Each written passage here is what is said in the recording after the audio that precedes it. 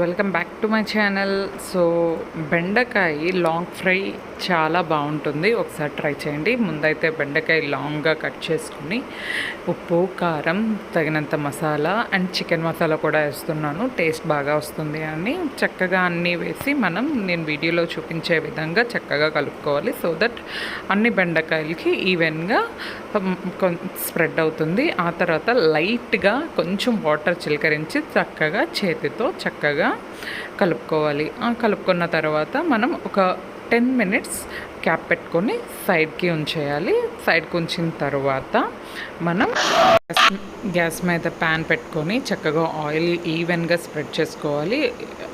మనం brush use చేస్తే ఇంకొంచెం ఈవెన్గా స్ప్రెడ్ అవుతుంది కదా, అందుకే నేను బ్రష్ కూడా యూజ్ చేస్తున్నాను. బ్రష్ లేకపోతే ఇంకొంచెం ఆయిల్ అనేది ఎక్కువ తీసుకుంటుంది. ఆ తర్వాత మసాలా పెట్టిన బెండకాయలను చక్కగా ఈ విధంగా ప్యాన్లో పెట్టుకోవాలి. సో అన్నీ కొంచెం ఈవెన్గా స్ప్రెడ్ చేసుకోవాలి, లేకపోతే కరెక్ట్గా వేగదు. సో నేనైతే 2 ట్రిప్స్ వేసాను ఈ విధంగా. సో స్లో ఫ్లేమ్లో చేసుకోవాలి. స్లో ఫ్లేమ్లో చేస్తే మనకి రోస్ట్గా క్రిస్పీగా చాలా టేస్ట్ బాగుంటుంది.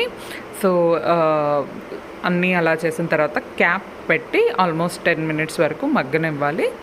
ఆ తర్వాత మధ్య మధ్యలో మనం చక్కగా ముందుకి వెనక్కి చేసుకుంటూ చక్కగా వేపుకోవాలి. అంతే, ఇంకా చాలా క్విక్గా రెడీ అవుతుంది అండ్ చాలా టేస్ట్ కూడా ఉంటుంది. సో ఒక్కసారి ట్రై చేయండి. ఐ హోప్ మీకు నచ్చుతుంది అని అనుకుంటున్నాను. Thank you for watching my video. And ఒకసారి ట్రై చేసిన తర్వాత మీకు ఎలా అనిపించింది అనేది కమెంట్లో పెట్టండి. ఎవరికైనా యూజ్ కూడా అవుతుంది కదా. So thank you for watching my video.